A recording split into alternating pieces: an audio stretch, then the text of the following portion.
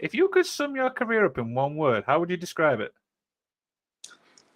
I think I'd say it's been a bit unique, as in how I got into the business. I don't know if it's going to be a future question, but like, it's obviously my brother's company, Fight Factory, and I was purely just there for a storyline. Like, little brother gets attacked, and here comes big brother to save.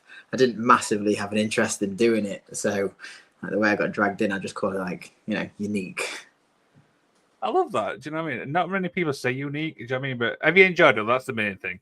Yeah, that's why I stuck around. Like, as soon as I got dragged into the ring and in a cage, I got beat up, and then I ended the show by me diving off the top. So my first introduction, or my first proper bump in wrestling, was jumping off the top of a steel cage. So wow. Yeah, and I came back, and I've been doing it 7 or 8 years. So I must enjoy it somewhere. You must be doing something right. Yeah, it must be. Katie, it's great to have you on the show, mate. How's the week been for yourself? Thanks for having me. Busy, just working. Yeah, so just early starts. I do a lot of early starts, so it makes my days long. I've got to ask, I mean, obviously you've got family life, you've got work, you've got wrestling. How do you juggle all three? Got to prioritize it. So obviously work, I can't pick and choose. Like, I've managed to sort out a set shift for me, which helps out with the family. My kids, as much as I love them, are hard work. Anyone with kids will, I'm sure they'll back that up. Having 2 kids, aged 2 and 4, and yeah, it's a graft. I can say that. And then the wrestling side of it, unfortunately, like, before the kids, I used to try and do a lot more into the camp shows. I had bookings around the country, and then since the kids, unfortunately, got to prioritize things, and spending your weekends with your kids because you work during the week. It's on the back burner a bit, which is why you'll predominantly only see me at Fight Factory. Interesting. Do you get time to yourself though with everything you do? Well, I work on the trains, so a lot of my job is sort of independent anyway. So my alone time is when I'm on the train. So it's while I'm at work, but it is just sort of me and my thoughts, and so I'll class that as my alone time. Okay, that's definitely unique and stuff like that. So yeah, you kind of touched on it at the start, but let's start at the beginning, man. What made you obviously want to get into wrestling? I started my first training session, I believe, was in Grimsby. I can't remember what the company was called, but I just got dragged by my brother again. So Dutch is my brother, for anyone that doesn't know. He wanted to go training in Grimsby because I think that was our closest one at the time, and we're talking a long time ago. I think I was like in the middle of uni or something, so I just went occasionally, and I went and just, did a couple of sessions when I could. Thought it was all right. I did enjoy it, and then I went back to uni and then stopped for a bit, and I only came back to it, like I say, when I got dragged into it, when my brother was like, I went training a little bit just for my fitness more than any ambition to sort of get in the ring. I'd go and watch the shows, but I would be the other side of the railing. So when we did our over 18s, it was me drinking, giving everyone abuse. It's like some of our early shows at the engine shed and stuff, you'll see me giving my brother some hell of abuse, just on the other side of the railing. And then, he asked me for a favour, asked if I'd come in for a segment for him. I was like, yeah, why not? And then since then, it just was like, oh, that was pretty cool, actually. Maybe I'll do a few training sessions, maybe I'll do a few more, and then from there, just progressed. Interesting. What's some of the things Dutch has taught you? Because I do respect him a lot. Well, before we had access to a ring, me, my other brother, and then one of Dutch's friends, we would go to either some kickboxing rings, and we'd just do some shoot fighting. So he would teach me things like how to get out of holds, how to make holds legitimate. So obviously in wrestling, we've got these holds where we're enabling people to be able to move around and everything. But he was like, well, if you just want to keep them there that little bit longer, just add this or do that, and suddenly they're stuck there. So there's a bit of legitimacy to it because obviously he used to be on the doors and he's got a bit of a background and things like that. So, and what's it like being obviously in the ring with Dutch as well, being obviously your brother? oh yeah, we have a lot of fun. I mean, we haven't faced off. I think the last time was, it might have been just pre-COVID, because we used to tag, because that's how I got into it as well. I said when I started and they wanted me on shows, I was like, I don't know how comfortable I am at the minute. So like this is where our tag team started. So he was obviously there as a big supporting factor for me. So like if I'd be in the ring and my mind just went to mush, I'd be like, all right, tag. So like yeah, it was always a learning curve there, and then eventually we moved on to having quite a feud, like a big series family feud, which felt personal. Like I was chained to a cage once, and he had a chair, and he was just laying into me with that, and you're just like, yeah, you're only doing that because you're my brother. But yeah, so I've learned a lot, and we had a lot of fun because we'd talk, we'd try and make each other break a little bit, or we'd just do some funny stuff, really. Dear, what's he like behind the scenes? What's he like behind the scenes? Yeah. He's pretty much the same person. Like what you see is sort of what you get. He jokes around, like you'll see in the ring, like when you see him perform or anything, he'll always have that minute to like look at the crowd and make some sort of snide comment. So he's like that, and he'll always, like I say, Fight Factory is his baby at the end of the day. Him and Becca's. So, like I say, what you see is what you get. It's the same with me. It's a character, sort of, but it's just me. Like that. Like I think is it The Rock said, it's you just take yourself and dial yourself up a bit, and that's basically all of us. That's me. That's Dutch. Absolutely. So Danny Marks has put a question in. He says, what's the most painful or most stupid move you have taken in the ring? I think the most stupid was against Laurie. We had a ladder match, and we had a spot where I would hang from the title, and then she would hit me with a ladder, and I'd just take a back bump. Obviously, when you're hanging and you're swinging, and then someone hits you, it can like, you ain't gonna take a full flat bump, and there's nothing that can prepare you for it. So like when I dive off the top of a cage, I'm in control of that movement, so I know how I'm landing. Like even when I miss and I just hit the ring, I'm landing how I want to land. Whereas that one, it rotated me a bit. I think I landed a bit on my side, and it just like took the wind completely out of me. Did you have many injuries in wrestling, I presume? I've had a few. I've had a fair few. Yeah, one of my first triple threats with Valentine and Dalton Chase. One of the very first moves was I went to squash him in the corner. He moved out of the way, and my hand went into the turnbuckle. So my finger went into it. I popped out, and it snapped straight down here. Ooh! I put my finger back in, and as I'm putting my finger in, because it's a triple threat, the other guy was right behind me. He got snap mad and booted me straight in the face while I'm trying to put my finger in. And this was like the third or fourth move. So I'd say that was one of the worst injuries I've had in a show. Have you been on the shelf much then for wrestling, or not much? No, not too much. I try not to take too much time out. It's just how you adjust your style. So if you're injured, you'll try and do as much as you can to mitigate any potential like further damage. I've been quite lucky that nothing serious. Yeah, that's really unfortunate and stuff like that. So for people obviously listening, tell them a little bit about the talent pool at Fight Factory, because there's so many great people work like training there. Tell us about what? Sorry. The talent pool at Fight Factory. Yeah, we've had a steady stream of people come through. Some that have done really well for themselves. We do have a lot of people that are just doing it for the enjoyment. It's a hobby, which is great. That's where I'm at the minute. And then you've got other people that want to make a career out of it.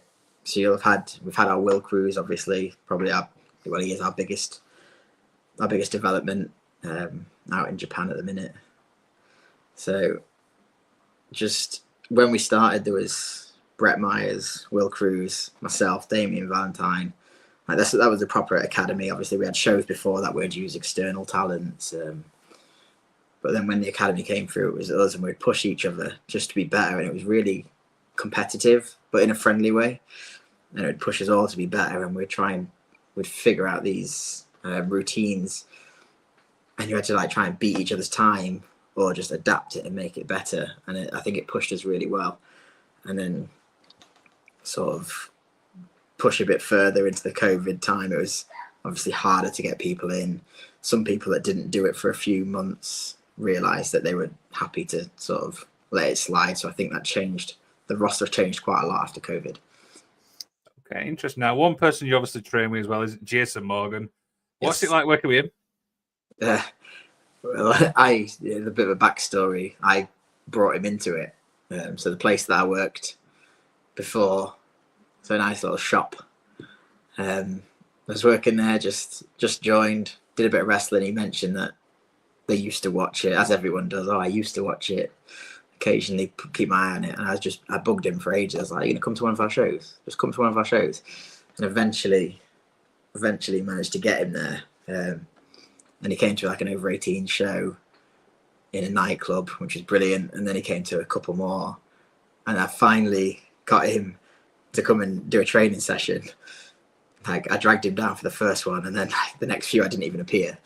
So he'll always say about that, "You dragged me there and then didn't follow." But with him, it was interesting because we did it just before COVID. He came to a show, and then COVID happened, and he sort of got the bug for it, and then we couldn't do anything for the next however many months it was. But yeah, he came back. So yeah, I dragged him into it. Yeah, and he's absolutely incredible in the ring. Do you know what I mean? I remember coming to Turned Inside Out show, and that choke slam he did, oh my God, I was like, oh wow. Oh yeah. He's a physical presence. I'm not going to say too much because if he watches this, his ego will go through the roof. But yeah, he is a physical presence, and he's snug with his moves, which is the way that me and Dutch sort of teach it as well. Just like I've always preferred that. Keep the realism in it, make it look like you're trying to hurt somebody while keeping them safe. But if you're seeing where our latest show against PPW Saturday just gone, he did a choke slam onto the apron, and the guy that he was against sold it so well. Like the amount of air he got, it's really impressive. Absolutely. Got another question here from Wrestle Wellbeing. He says, "We all know wrestling is very demanding physically. In your career so far, have you had any battles struggling mentally?" Mentally. I don't think I have had anything severe, as in, like, you obviously get these doubts about yourself. Like, well, I have. Like, when you do something and you haven't performed as well as you want to, you start getting in your head. It's like, oh, am I good enough for this? Like, am I letting people down? Am I letting myself down? Is it worth the risk? 'Cause obviously it's high risk. So I've not had anything specific, but definitely if you've come off the back of a match, or you've gone to a show and the crowd's been really small or quiet, and you just sort of think, like, am I making a fool out of myself? Am I helping the company? And you can go through those battles and you're like, do I still enjoy it? Because ultimately, if you're not enjoying it, it's really tough to keep going.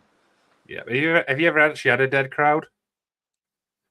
Oh, there's been occasions where it's been dead. I think our funniest one, not through our fault, but we were booked on a camp show. It's a Fight Factory. We took a van down, quite a few of us, and we got there, and there must have been about 12 people, because the camp, they didn't realise that half term was the following week, so they booked us for a school week. So we got there, set everything up, getting a bit hyped, and we were looking out, like, no one here, like no one about. And they came and apologised, like, we thought it was half term this week, that's why we booked you.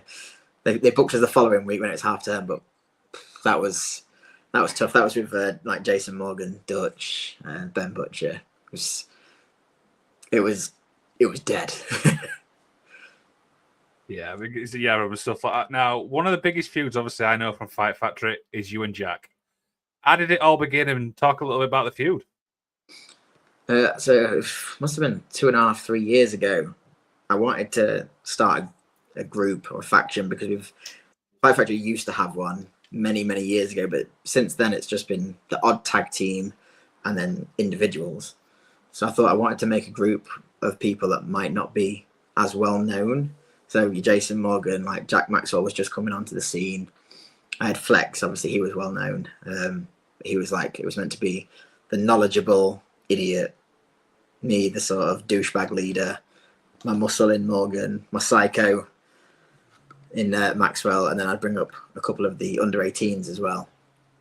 And it sort of progressed from there. And obviously you've got Quill, who's the clown, sort of the melt, as he's called himself, and ran with it, which is brilliant.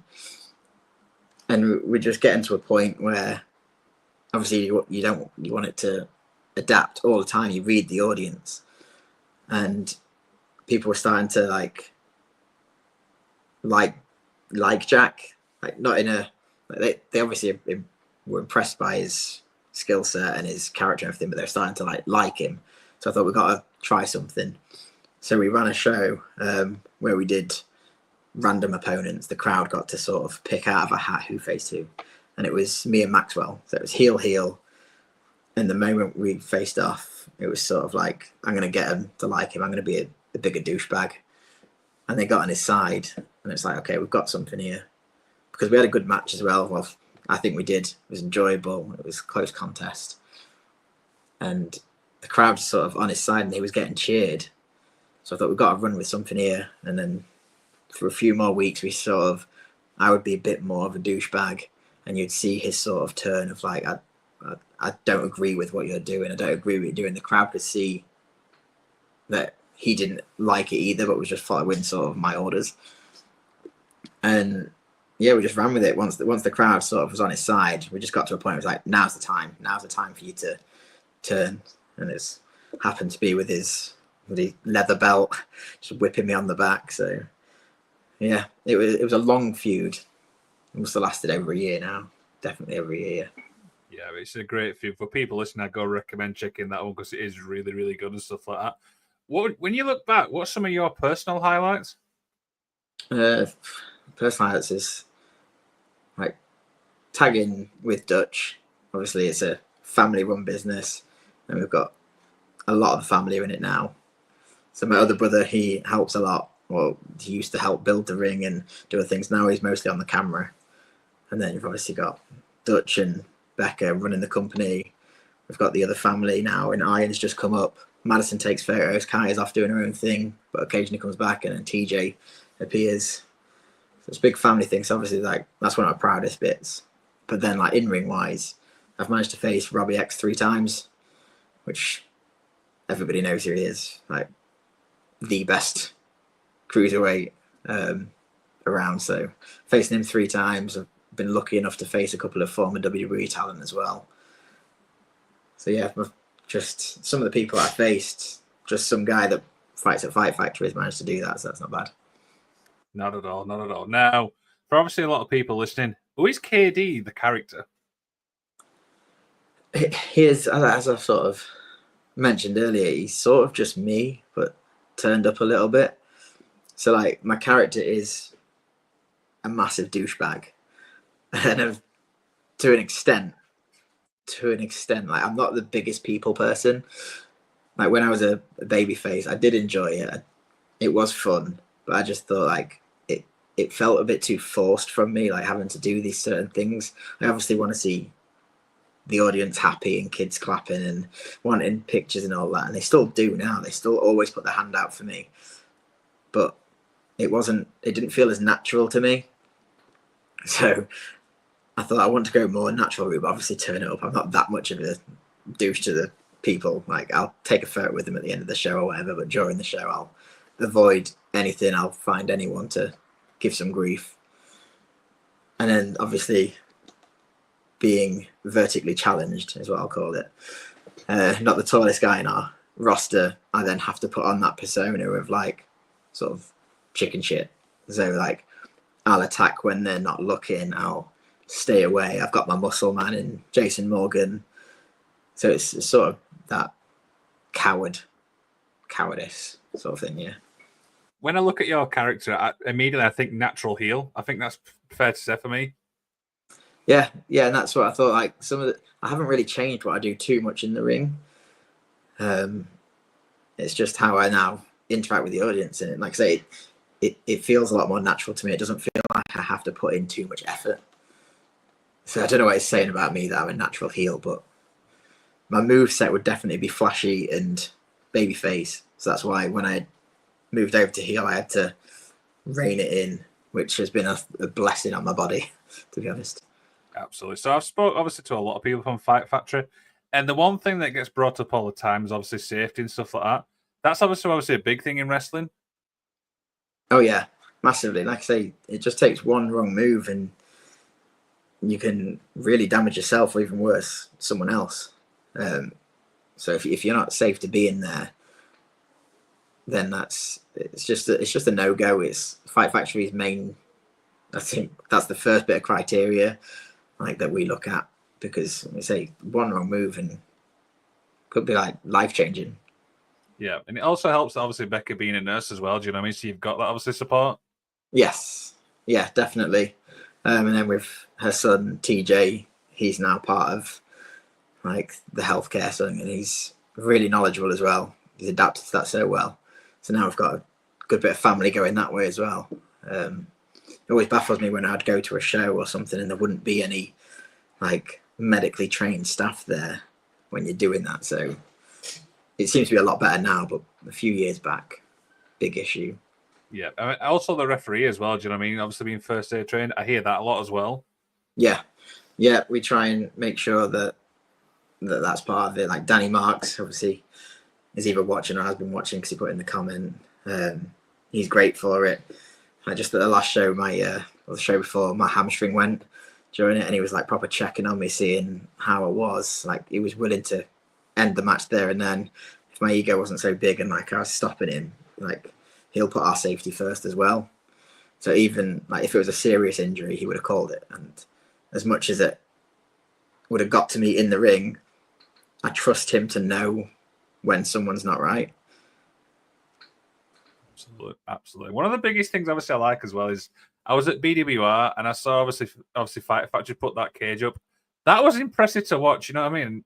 How does that, do you know what I mean? That was just incredible to watch. I'm like, and I noticed it with you, I'm like, wow, it's just incredible. Do you know what I mean? How much obviously Fight Factory does. Yeah, I was at that one. It's a well-oiled unit. Like we know what we're doing with it. Obviously, with Becca being there, she knows the ring inside. She could build it with her eyes closed, and the cage as well, and just being firm with everyone. Obviously, it was a tight venue for the cage, but again, it all came down to safety, making sure everyone's out of the way, and then just slinging that thing up as quick as possible. Because the last thing people want is when they're into something, then waiting 30, 40 minutes while you build some steel, because it could kill the momentum. Yeah, and what's the record for putting a cage up? I can't remember what she said. Oh God, I wouldn't know. No, I stay away from doing that too much. I used to do a lot of the hires and stuff with them. We did a lot of tours, but with the family stuff, I get on very few now. But it's with the right team, you can build it pretty quick. Yeah, absolutely, stuff like that. So before you go out and perform and stuff like that, how do you get yourself into the zone? I'm quite laid back with stuff like that. I'll obviously speak with my opponent, with my ref, make sure that all the things that I need them to know or that I need to know are done. And then I'll sort of have a bit of time to myself, just going over my head, thinking about what I can do differently. And then when it starts, I'll peer through the curtain and I'm looking at the crowd, trying to find the people that are most interactive, because they're the people that I'm going to aim my stuff at. So just stuff like that. And then I'll make sure that I have that moment of, I think a lot of us are really bad for warming up and stretching. Like I'm getting better at it. The older I'm getting, the more it's like niggles I feel I'm getting better at stretching. But yeah, just preparing for it is purely, like I say, finding out where the active crowd are, so that I know when I'm going out there, this is sort of where I'm going to head. This is who I'm looking at. Aim anything at these guys that are quite interactive and work from there. Okay. How do you wind down after a match? I think, depending on where it is on the card, It's like I say, if you're near the start of the card, I'll try and just sort of sit down, have a drink, and then I'll try and watch some of the matches. And if it's at the end, because we like pack down so quickly, it's sort of you don't get that massive chance to wind down. It's get changed, help with ring build, and then normally it used to be we'd all go for some food or we'd go for a drink or we'd do something all together. But that's sort of changing now with everyone growing up and having kids. Like normally our show's on a Saturday, my wife works on a Sunday, so I need to be at home ready to wake up with the kids at 6 a.m. So for me, it's go home, sit down on the sofa, watch a bit of Brooklyn Nine-Nine maybe, and then off to bed. It's nothing exciting anymore. What a TV show, by the way. Great show. I think it's on in the back as well. It just says highly rewatched now. Netflix lets you know that you are addicted. Yeah, I mean, I'm watching SWAT on Netflix at the minute. Oh, nice. So I like that type of stuff. That's really impressive and stuff like that. So, what's one thing in wrestling that fans will never understand? I think they're getting smarter to it. And I think that's the worst thing. Like, you get some people that don't understand boundaries. So I think, and it's not necessarily a bad thing because some of them believe everything that I'm doing, so they really think I'm a bad person, which great, that's what I'm trying to do.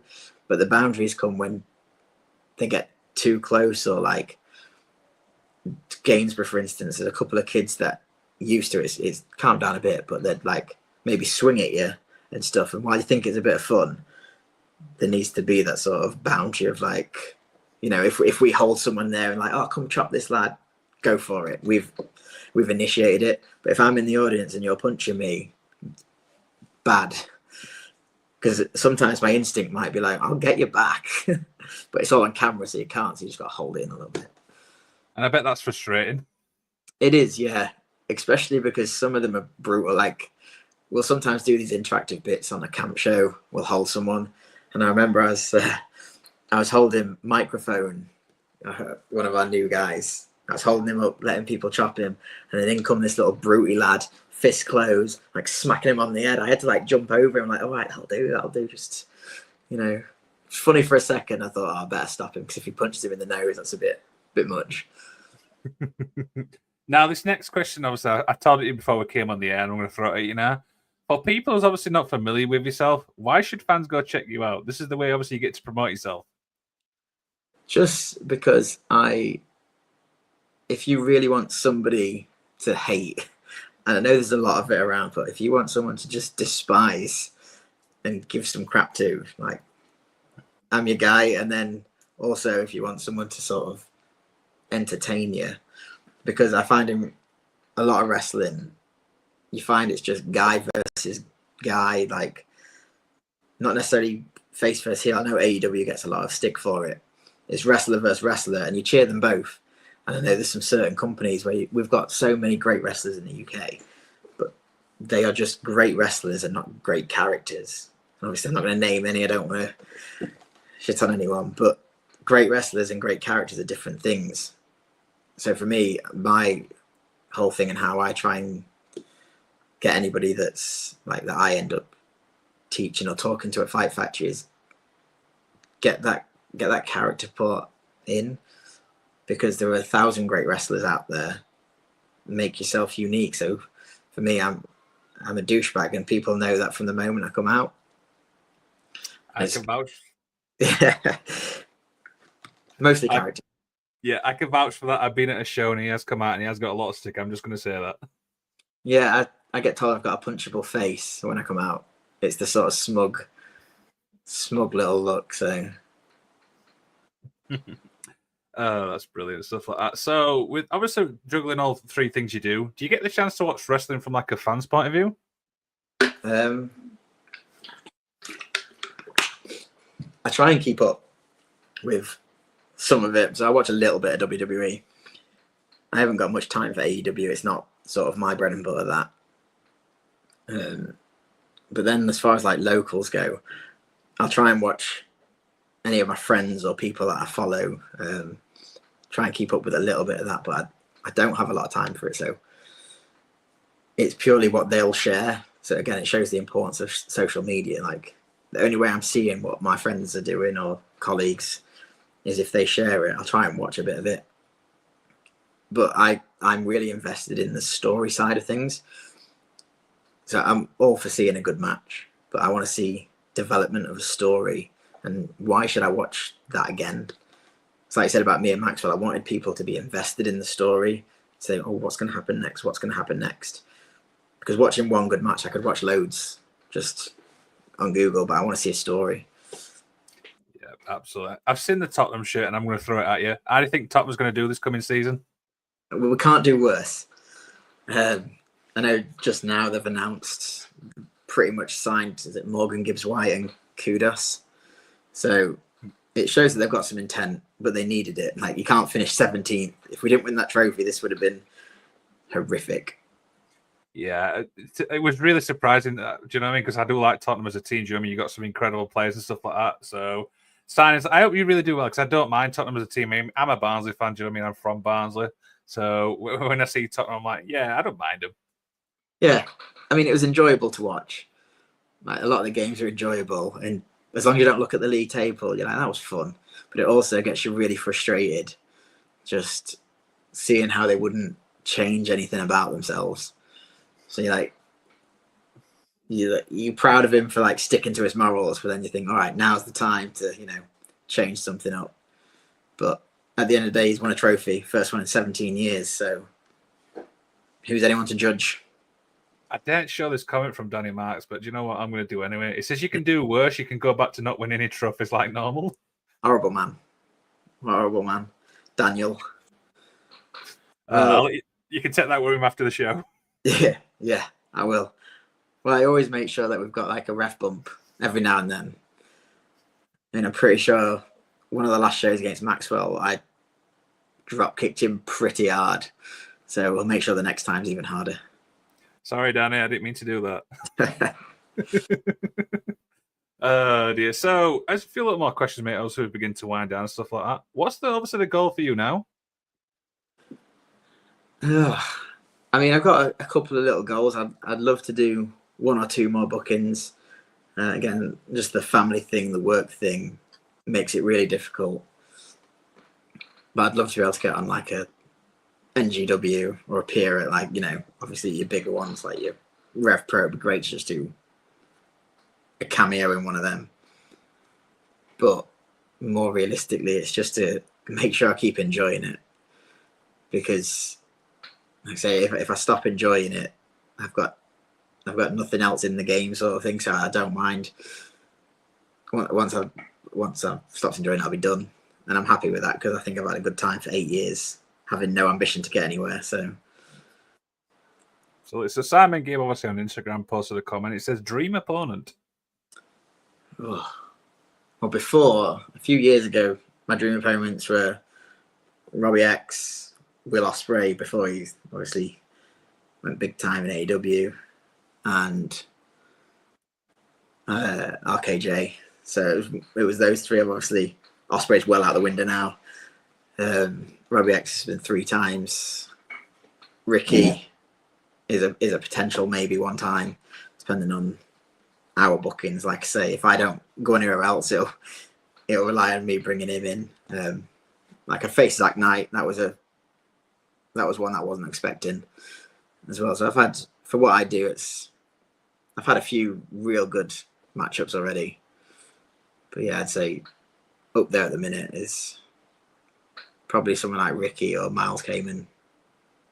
And I think them matches would be really incredible as well. Do you know what I mean? 2 young talent as well. Yeah.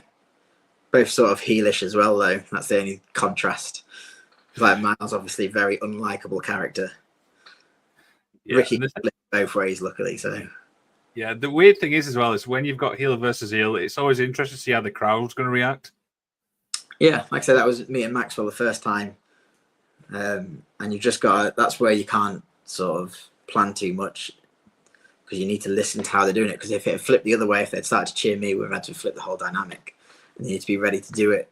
So yeah, I think it works. You can get them done. Yeah, absolutely. So, for everything you've obviously been in wrestling, what's the one biggest thing you've learned? Basically, just again, it keeps going down to it, but just enjoy it, because it's easy to get in your head a lot about, was this good enough? Was that good enough? Did they like it? Enjoy it, and it will come across to the crowd that you're enjoying it as well. And if they're seeing that you're enjoying it, it's easier to relax, and then things can come a bit more naturally to you, rather than being so uptight about certain things. So my biggest thing is just like, enjoy it. Enjoy it. That's one thing I love. So the next, obviously, Fight Factory show is this one. When it loads up, do you want to promote it? Wow. Yeah, Fallout, 2nd of August. Could be a lot going on in this one. I think things are just starting to appear. We've obviously got Harry Johnson, who's there on the poster, against AJ for that Academy title. Got a big fallout from Yorkshire Tough with Maxwell. No idea where that's going, but we've obviously got a heavyweight champion in that, and our junior heavyweight champion. So could be titles on the line, could just be an outright brawl. Who knows? You'd have to come and see. And like I say, this is what we do at Fight Factory. We develop stories, and we can make things personal. Like they're all very good friends, so it'll be interesting to see how the end of the last show affects this one. Yeah, and I've got a lot of up and comers. You can see the guy in the mask at the back, Strap. His character's interesting. Good guy, willing to make himself look a bit silly, but also willing to listen. And that's the same for Microphone. Who would have thought that as a character? Microphone. He goes out and sings national anthems and makes up these songs, and is just willing to make himself a fool because he's enjoying it. And it goes back to that. He's enjoying what he's doing, and the crowd are enjoying it. So a lot of up and coming talent that hopefully you'll see for years to come. And then there's Ace Matthews. Ace Matthews is there too, yeah. He is himself, and it doesn't matter what show you go to, he will always be Ace Matthews. Yeah, he's definitely a unique individual. Do you know what I mean? I love the character, let's be honest. That's it, yeah.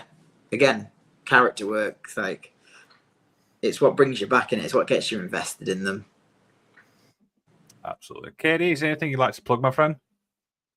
If you are in the Lincoln area, we do have the Booton Park Fair in Booton Park on Sunday, which Fight Factory will be at. We'll be doing like an open training session, a few little matches perhaps. We've done it the last few years. It's a good place, lots of things to do there. There's food, there's a few little unique shops. The police are normally there, like demonstrating some of their vehicles and stuff. So it's just a good day out. So Fight Factory will be there at 11 o'clock, I believe it is, Sunday. And the weather's meant to be good, so why not if you're in the Lincoln area? What we'll do is we'll put all links to Fight Factory in the description so they can shoot from this video to go check it out. How's that? Yeah, absolutely, because I couldn't tell you the links. I'm terrible with technology. As we discussed before, I was a bit panicky when, like, grateful that you've asked me to come on here, but panicky, like, I'm bad with technology, and you were just like, just click the link and everything will do itself. So, yeah, you'll figure it out. Yeah, I love it though, because everyone says the same thing. It's like, so what do we download? I'm like, nothing. You just show up, appear, and disappear. That's the best way. It's basically what I do for wrestling. Absolutely. So I need one more thing from you, my man. So everyone I interview gets to do the outro for this show. So you can say anything you want, you can promote anything you want, and I will end the stream. Take it away. Okay. So we do plenty of shows throughout the year in Lincoln and Gainsborough. And if you want to see us continue to do that, then you need to come and support local wrestling. It's all good going to your WWE and spending 30, 40, 50, 60 quid on a show. Come and see us perform. Trust me, you'll enjoy it. Save some money. And if you're lucky, Microphone will sing to you and I'll slap you.